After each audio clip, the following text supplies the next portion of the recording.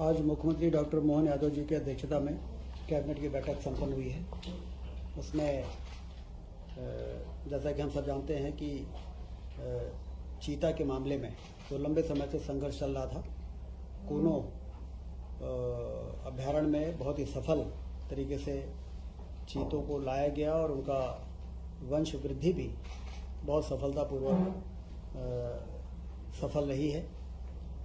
और पिछले दिनों गांधी सागर अभ्यारण्य में 2 चीतों के पुनर्स्थापन का बहुत ही सफल प्रयोग हुआ है। इसकी जानकारी और चर्चा कैबिनेट में हुई है, जिसकी राष्ट्रीय एवं अंतर्राष्ट्रीय स्तर पर चीता रिलोकेशन में मध्य प्रदेश ने जो कार्य किया है उसकी प्रशंसा हो रही है। ग्वालियर में देश का पहला टेलीकॉम मैन्युफैक्चरिंग जोन बन सके, इसके लिए राज्य शासन ने अपनी सहमति भारत सरकार को भेज दी है और ऐसी उम्मीद है कि भारत सरकार की स्वीकृति के बाद 12,000 करोड़ के निवेश की संभावना तथा इससे 5,000 रोजगार के अवसर सृजित होंगे। गेहूं उपार्जन 50 लाख मीट्रिक टन हो चुका है। इसमें जो हमारा समर्थन मूल्य है 2425, उसके बाद जो 175 रुपये बोनस का जोड़ा गया, 2600 रुपये में किसानों ने बहुत बढ़ चढ़ के और बड़ी प्रसन्नता के साथ अपनी उपज को खरीदी केंद्रों में पहुंचाया है। और ऐसी उम्मीद है कि 5 मई तक जो टारगेट है 60 लाख मीट्रिक टन के उपार्जन का, वो हमारा पूरा हो जाएगा। किसानों के खातों में 10,562 करोड़ से अधिक की राशि भेजी जा चुकी है। ग्रीष्मकाल में पेयजल व्यवस्था की सतत समीक्षा की जाए, इसका निर्देश माननीय मुख्यमंत्री जी ने सभी प्रभारी मंत्रियों को दिया है कि अपने अपने प्रभार जिलों में दौरे के समय पेयजल की समीक्षा जरूर करें।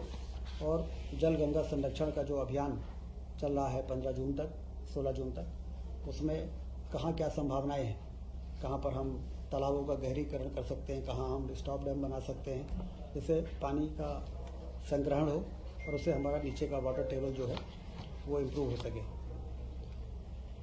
27 अप्रैल को इंदौर में MP टेक कॉन्क्लेव इंदौर में आयोजित होने जा रही है, ब्रिलियंट कन्वेंशन सेंटर में, जिसमें 500 से अधिक टेक्नोलॉजी कंपनी की सहभागिता होगी। IT के सेक्टर में ग्लोबल इन्वेस्टर समिट के बाद IT सेक्टर में काम करने वाली जो कंपनीज हैं वो किस तरह से मध्य प्रदेश में अपना निवेश ज़्यादा से ज़्यादा बढ़ाएं, उस दृष्टि से यह जो कॉन्क्लेव होगा ये बहुत ही मील का पत्थर साबित होगा। कैबिनेट ने पोप फ्रांसिस के देहांत पर भी 22 से 24 अप्रैल तक 2 दिन का प्रदेश में राजकीय शोक रहेगा, इसका निर्णय लिया है। ट्रांसफर पॉलिसी अगली मंत्रिपरिषद में जो 1 मई से 31 मई तक प्रभावी रहेगी, लाने का भी निर्णय मुख्यमंत्री जी ने निर्देश दिए।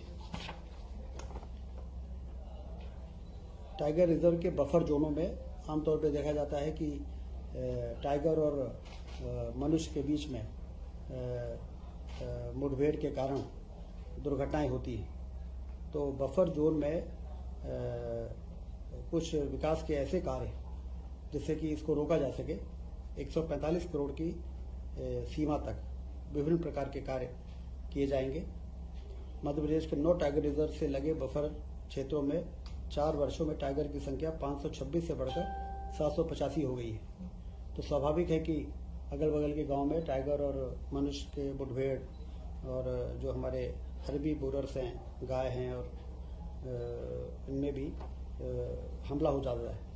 संवेदनशील वन क्षेत्रों में चेन लिंक फेंसिंग की जाना आवश्यक है। इसके लिए एक नवीन योजना की नितांत आवश्यकता है।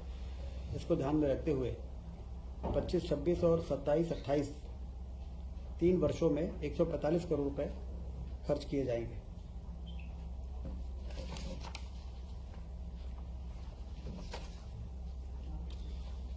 मुख्यमंत्री कन्या विवाह निकाह योजना, जो कि बहुत ही लोकप्रिय योजना है, जिसमें 49,000 रुपये डायरेक्ट बेनिफिट ट्रांसफ़र और 6,000 रुपये आयोजन में खर्च होते हैं। इसमें अभी 15 मई तक जो भी पंजीयन पूरे प्रदेश में हुए हैं सामूहिक विवाह के लिए, वो तो उसी प्रकार से यथावत आयोजन होंगे।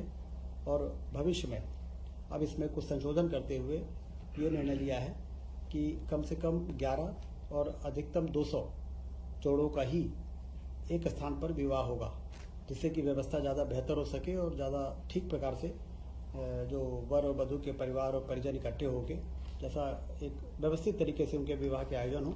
संख्या बढ़ सकती है, किसी जिले में जितने विकास खंड हैं हर विकास खंडों में अलग अलग उसको डिस्ट्रीब्यूट करने का फैसला हुआ है। एक ही जगह 1000-2000 जो शादियां होती हैं उसमें एक मेला जैसा हो जाता है और लोग शादी का उतना आनंद नहीं ले पाते हैं। तो उस दृष्टि से मैक्सिमम 200 और न्यूनतम 11 जोड़े भी यदि हैं तो भी सामूहिक विवाह के लिए वो एलिजिबल हो जाएंगे और उनको जो राहत राशि, सहायता राशि 49,000 रुपये वो उनको प्राप्त हो सकेगी। इस प्रकार से आज ये कैबिनेट की बैठक में इन सभी महत्वपूर्ण विषयों पर चर्चा हुई है।